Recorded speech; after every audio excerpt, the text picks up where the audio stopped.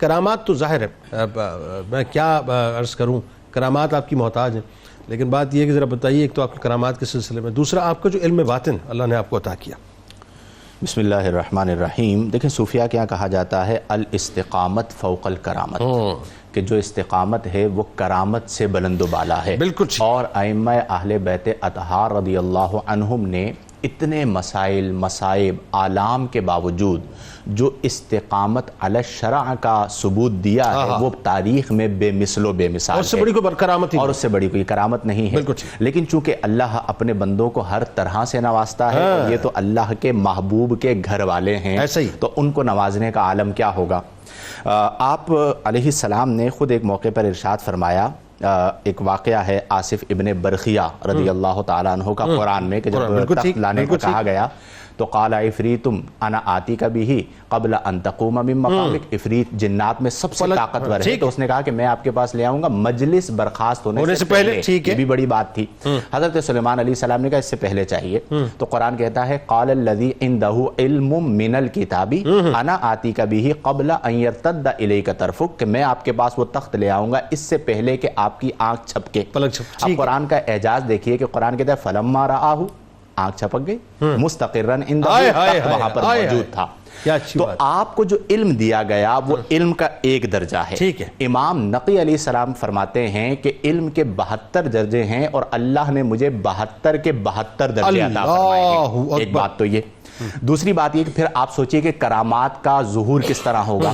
دوسری بات یہ ہے کہ آپ علیہ السلام کو علم کے 72 درجے دیے گئے، وہاں پر فرمایا گیا علم من الکتاب، آپ نے علم باطنی کی بات کی، اور وہاں پر مراد بھی علم باطنی ہے، تو وہاں پر کتاب میں سے کچھ علم من جو ہے وہ تبعیض کے لیے آتا ہے، اور آپ وہ ہیں جنہیں اللہ نے کل کتاب کا علم عطا فرمایا۔ اللہ اکبر۔ پھر اگر ایک اور جہت سے آپ لیجئے تو یوں سمجھیے کہ ان کے پاس جو بعض کتاب کا علم تھا اس سے مراد قرآن نہیں ہے، یا توریت ہے یا زبور ہے۔ بالکل ٹھیک ہے۔ تو آپ کو جو علم دیا گیا ہے وہ تو کتاب محکم قرآن کا دیا گیا ہے، جو آپ کے نانا جان کے قلب اطہر پہ، قلب اطہر سے۔ پھر یہ یاد رکھیں کہ جو علم باطنی ہوتا ہے یہ علم لدنی ہوتا ہے، ڈاکٹر صاحب نے اس کی طرف اشارہ کیا، اور اس علم کے اپنے اثرات ہوتے ہیں۔ جیسے میں ایک مثال دیتا ہوں، بسم اللہ الرحمن الرحیم، با سے آغاز ہو رہا ہے۔ اب جو اہل دل اور علم باطنی والے ہیں وہ کہتے ہیں جی با سے آغاز اس لیے ہوا کہ جب عالم ارواح میں عہد کیا گیا تھا تو اللہ نے فرمایا تھا الست بربکم، کیا میں تمہارا رب نہیں ہوں؟ تو ارواح نے کہا بلا، تو وہاں پر جو لفظ بلا تھا وہ بھی با سے شروع ہوا۔ جب بسم اللہ سے آپ آغاز کرتے ہیں تو وہ بلا والا عہد یاد آ جاتا ہے، یہ ہے علم باطنی۔ تو آپ کو وہ علوم بھی عطا کیے گئے۔ پھر کرامات کا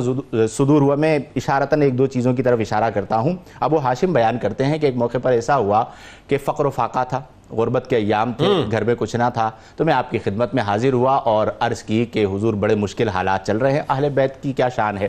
تو آپ نے کہا یہ تو کوئی بڑی بات نہیں، آپ کے پاس رمل یعنی ریت موجود تھی، تو آپ نے اس میں سے ایک مٹھی بھری ریت کی اور وہ مٹھی ابو ہاشم کو دی اور فرمایا یہ لو، اسے غور سے دیکھو اور بازار لے جا کے بیچ دو۔ وہ کہتے ہیں میں نے جیسے ہی غور سے اسے دیکھا تو جو ریت کی مٹھی بھر کر آپ نے مجھے عطا فرمائی تھی وہ ریت نہیں خالص سونا ہو چکا، اور میں نے بازار میں لے جا کر اسے بیچا اور اپنے سارے مسائل کو حل کر لیا۔ تو یہ اللہ نے آپ کی ذات پر صدور کرامت فرمایا۔ پھر اسی طرح ایک اور شخص نے بیان کیا کہ مجھے نبی کریم صلی اللہ علیہ وسلم کی زیارت ہوئی۔ اب آپ دیکھیں کہ کیسے حضوری والی شخصیات ہوا کرتی تھی۔ زیارت ہوئی، نبی کریم صلی اللہ علیہ وسلم نے خواب میں آپ کے سامنے ایک تشت موجود تھا، اس میں کھجوریں رکھی ہوئی تھی، تو آپ نے ایک مٹھی بھر کر مجھے عطا فرمائی۔ میں نے بعد میں ان کھجوروں کو گنا، خواب میں گنا تو ان کی تعداد تھی 25۔ پھر مجھے خبر موصولی کہ امام نقی علیہ السلام آ رہے ہیں، تو میں ملاقات کے لیے آپ کی بارگاہ میں چلا گیا، دیکھا ویسا ہی تشت آپ کے سامنے موجود ہے۔ اللہ اکبر۔ نبی کریم صلی اللہ علیہ وسلم کی اولاد ہے، اور آپ نے ان میں سے ایک مٹھی بھر کر مجھے عطا فرمائی۔ میں نے لیا اور انہیں گنا تو ان کی تعداد بھی 25 تھی۔ میں نے عرض کیا کہ یا امام کچھ اور بھی عطا کر دیجئے، تشت تو سامنے موجود تھا۔ تو آپ نے فرمایا کہ خواب میں اگر میرے آقا تمہیں اس سے زیادہ عطا فرماتے تو میں تمہیں کچھ اور بھی عطا کر دیتا۔ تو یہ بھی آپ رضی اللہ عنہ سے کرامت کا ضرور۔ اشارتاً دو باتیں، ایک شخص آیا، اس نے کہا جی زوجہ حاملہ ہیں، آپ دعا کر دیجئے کہ بیٹا ہو۔ تو آپ نے فرمایا کہ انشاءاللہ تمہارے ہاں بیٹا ہوگا اور اس کا نام محمد رکھنا۔ اللہ نے انہیں بیٹا ہی عطا فرمایا۔ دوسرا شخص آیا، اس نے بیٹے کی دعا کے لیے کہا، تو آپ نے فرمایا کہ بعض اوقات بیٹیاں بیٹوں سے بہتر ہوتی ہیں، اللہ نے اسے بیٹی عطا فرمائی۔ جو آپ کی زبان سے جاری ہو گیا اللہ نے ویسا فرما دیا۔ یہ ہے وہ کرامات جو اللہ نے آپ کے ہاتھ پر ظاہر فرمائی۔